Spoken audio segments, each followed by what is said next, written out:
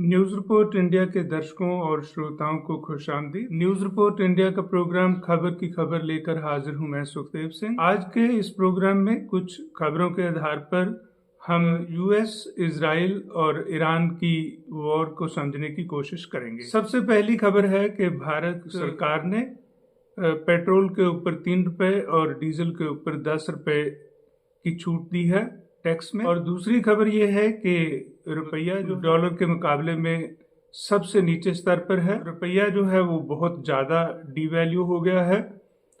और उधर ट्रंप जो हैं वो मई के महीने चाइना में जाने की बात कर रहे हैं और वो ये भी बात कर रहे हैं जो उन्होंने ईरान के ऊपर एक और बड़ा हमला करना था उसके ढील को और थोड़ा लंबा करेगा। परंतु दूसरी तरफ से खबर है कि इजराइल ने ईरान में एक हमला किया है जिसमें बहुत सारी सिविलियन पॉपुलेशन और उसमें औरतें मारी गई हैं।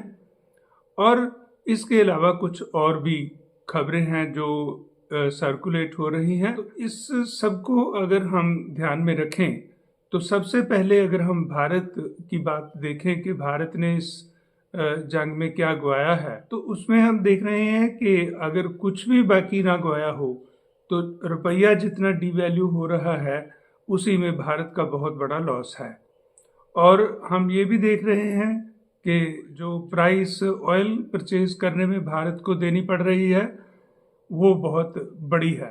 हमारे प्रधानमंत्री जब इजराइल के प्राइम मिनिस्टर को जाके मिले युद्ध से पहले और उससे एक जो हालात पैदा हुए उसमें पाकिस्तान की भूमिका लाइमलाइट में आ गई है। तो वो एक्चुअली शायद हमारी टैक्टिकल लैप्स थी जिसके कारण हमने पाकिस्तान को बैठे बिठाए ही एक मौका दे दिया है कि वो अपना एक सिग्निफिकेंट जियोपॉलिटिकल रोल जो है वो अक्वायर कर लें इस युद्ध में। तो भारत का बहुत बड़ा नुकसान है। और यूएसए के साथ भारत की दोस्ती का फायदा क्या है? फायदा यही था कि जो भारत एक्सपोर्ट करता है यूएसए में उसके ऊपर जो टैरिफ्स हैं वो कम हो जाएं। परंतु अब तो एक्सपोर्ट्स बहुत सफ़र कर गई है क्योंकि मिडल ईस्ट में जितना हमारा एक्सपोर्ट था वो अभी उस ढंग से हो नहीं पा रहा है, तो उसमें हमारा बड़ा लॉस है। इसी तरह से अगर हम देखें कि इस युद्ध में अमेरिका का क्या इंटरेस्ट, अमेरिका का इंटरेस्ट ये था कि वेनेजुएला का जो ऑयल है जो उसकी कंपनियां जो सेल करेंगी वो उस ऑयल को ज़्यादा सेल किया जाए इंटरनेशनल मार्केट में, और ईरान का जो कंट्रोल है ऑयल के ऊपर मिडल ईस्ट में उसको कम किया जा सके। और दूसरी तरफ अमेरिका चाइना को कंटेन करना चाहता था। अमेरिका चाहता है कि चाइना यूएसए की सुप्रीमेसी एक्सेप्ट करता रहे और डॉलर को जो है वो एक ट्रेड का मेन इंस्ट्रूमेंट के तौर पर यूज़ करे। क्योंकि पिछले समय में जब हमने देखा था कि यूएसए आर्म ट्विस्टिंग कर रहा था तो चाइना ने डी डॉलराइजेशन का प्रोसेस शुरू किया था। उसने डॉलर जो हैं वो इंटरनेशनल मार्केट में बेचने शुरू कर दिए थे और गोल्ड जो है एक्वायर करना शुरू कर दिया था। तो उससे क्या हुआ कि डॉलर को एक क्रिटिकल सिचुएशन जो है वो फेस करने की तरफ जाना पड़ रहा था। और अगर डॉलर जो है वो ट्रेड के लिए इंटरनेशनली एक्सेप्टेबल इंस्ट्रूमेंट नहीं रहता है तो इससे अमेरिका की जो ताकत है, अमेरिका की जो हेगमनी है और अमेरिका का इकोनॉमिक कंट्रोल है वर्ल्ड के ऊपर वो भी कम होता है।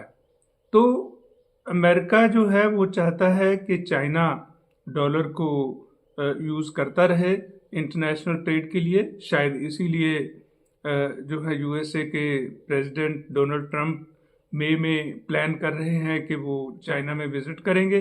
बाकी जहां तक जंग में है तो अभी अमेरिका कह रहा है कि होर्मुज जो है उसको आज़ाद करवाना है, ऑयल इधर से उधर फ्रीली जाना चाहिए।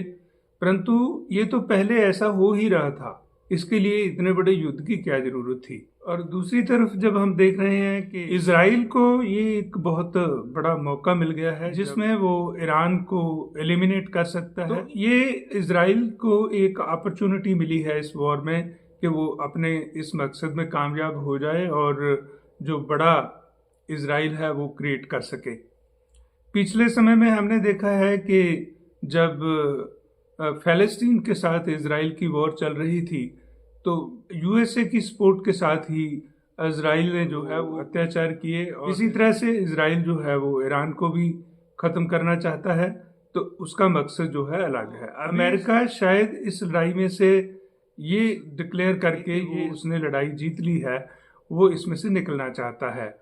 परंतु क्या इजराइल ये चाहेगा? यूएसए कह रहा है कि ईरान में जो है वो डिक्टेटरशिप है, ईरान में जो सिटीजन्स हैं उनको राइट्स नहीं है, उनकी वहाँ की जो औरतें हैं उनको फ्रीडम नहीं है, परंतु ये सिर्फ एक शील्ड के तौर पर यूज़ किया जा रहा है।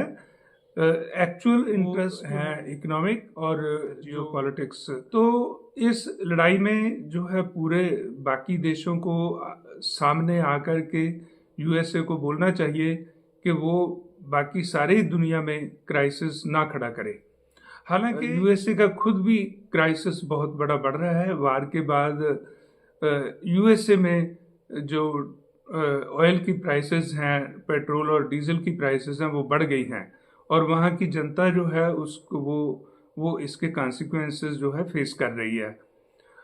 और ये इरोनिकल इसलिए है कि यूएसए कोई ऑयल इंपोर्ट नहीं करता है, और यूएसए को कोई इस वॉर में से ऑयल ना इंपोर्ट कर सकने के कारण प्राइसेस जो है नहीं बढ़नी चाहिए, परंतु जो यूएसए के जो ऑयल कंपनीज हैं वो इस चीज़ का फ़ायदा उठाते हुए उन्होंने जो अमेरिकन जनता है उसके ऊपर बोझ डाल दिया है।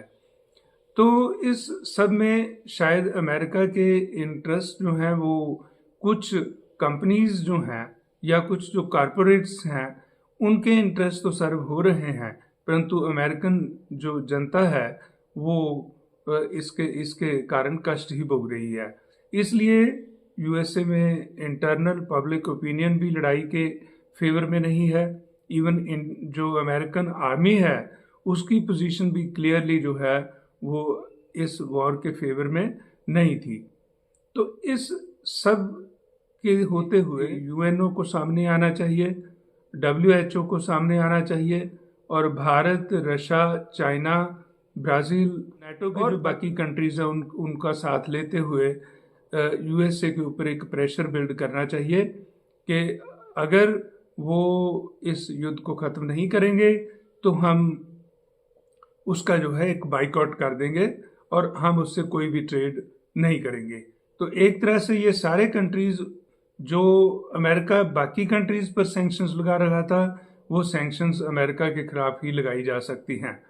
और जो अमेरिका पहले सैंक्शंस लगा रहा था रशिया के ऊपर, तो क्या अब अमेरिका ने जब ईरान के ऊपर हमला कर दिया है, जबकि ईरान जो है वो अमेरिका के नज़दीक भी नहीं है, जिसका फ़ायदा उठाकर वो ये जंग लड़ रहा है, तो उसके ऊपर क्यों ना सैंक्शन लगाई जाएं। इन्हीं बातों के बाद मुझे दीजिए इजाज़त। धन्यवाद।